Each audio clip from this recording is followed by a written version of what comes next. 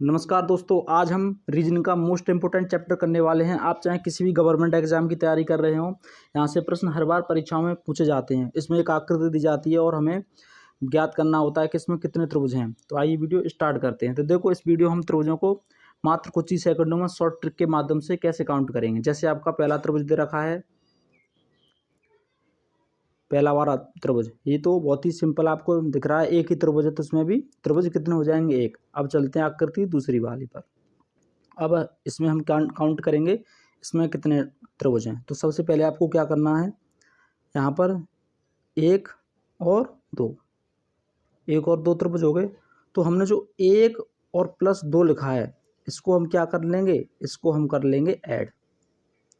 एक और दो को ऐड करेंगे तो कितना हो जाएगा, एक और दो को ऐड करेंगे 3। तो इस वाले त्रिभुज में कितने त्रिभुज हो जाएंगे, इसमें हो जाएंगे 3 त्रिभुज। इसी प्रकार इस वाली आकृति में चलते हैं। तो इसमें भी नंबरिंग करेंगे, 1 2 3 और 4। जितने भी आपने नंबरिंग की है उसको हम क्या कर लेंगे, ऐड कर लेंगे, यानी कि जोड़ लेंगे। 1 + 2 + 3 + 4, ये हमने जोड़ लिए। इनको जोड़ के टोटल कितना हुआ, 1 और 2 3 और 3 6 और 4 10। कितना हो गया, 10। यानी कि इस वाले त्रिभुज में कितने त्रिभुज हैं, इस वाली आकृति में कितने त्रिभुज हैं, 10 त्रिभुज हैं। इसी प्रकार आपको पेपर में इस प्रकार की आकृति दिखे तो आपको भी इसी प्रकार उसकी नंबरिंग करनी है। अब चलते हैं अगली आकृति की ओर। जैसे अगली आकृति है आपकी स्टार वाली।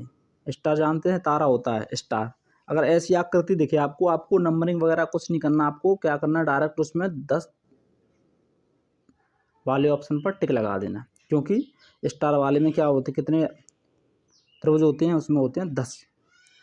अब ये वाली आकृति है, इसी प्रकार ये है, क्या है इसमें, क्या है इसमें, एक ऐसे सीधा ट्राइंगल बन रहा है और एक उल्टा ट्राइंगल बन रहा है, यानी कि त्रिभुज बन रहा है। इस प्रकार की आकृति आपको दिखे सेम टू सेम, तो उसमें कितने त्रिभुज होते हैं, उसमें त्रिभुज होते हैं 8। इसमें त्रिभुजों की संख्या कितनी होती है, 8।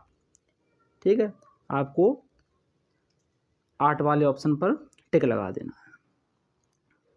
आगे चलते हैं।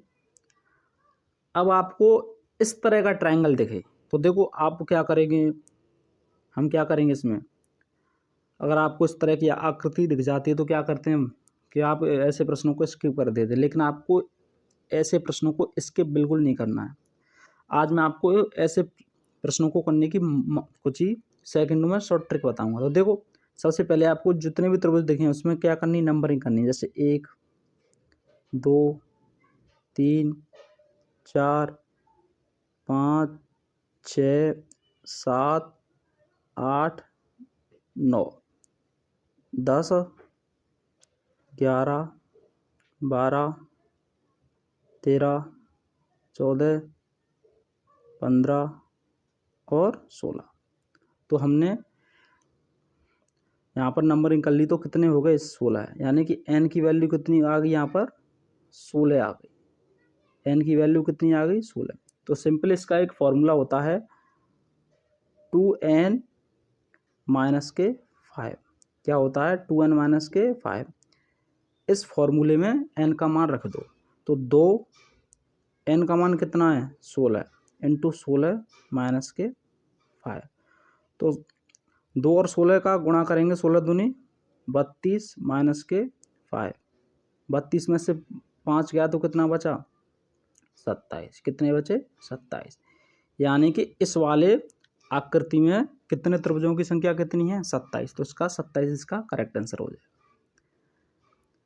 अब चलते हैं अगली वाली आकृति पर। देखो, अब इसमें एक चतुर्भुज दे रखा है और इस चतुर्भुज में हमें क्या करना है, इसमें हमें ट्राइंगल यानी कि त्रिभुज फाइंड आउट करने हैं, यानी कि त्रिभुजों की संख्या ज्ञात करनी है। इसका भी एक फॉर्मूला होता है। इसका फॉर्मूला होता है n × 2। n × 2 इसका क्या होता है, फॉर्मूला होता है। तो जैसे यहाँ पर नंबरिंग करेंगे 1 2 3 4 5 और 6। तो n की वैल्यू कितनी आ गई, n की वैल्यू आ गई 6। तो n की वैल्यू 6 आ गई, तो इसका क्या कर देंगे हम, डबल कर देंगे। क्या कर देंगे हम डबल। तो 6 दूनी कितना हो जाएगा इसका 12। तो 12 इसका क्या हो जाएगा, करेक्ट आंसर हो जाएगा। इसमें इस आकृति में त्रिभुजों की संख्या कितनी हो जाएगी, इसमें त्रिभुजों की संख्या हो जाएगी 12।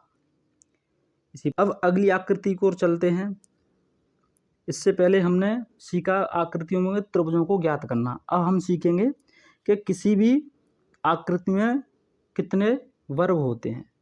ठीक है, इसमें सीखेंगे वर्गों की संख्या निकालना। तो देखो, अगर आपको इस प्रकार की आकृति दिख जाए तो आपको क्या करना है, पहले उसमें नंबरिंग करो, 1 2 3 और 1 2 3।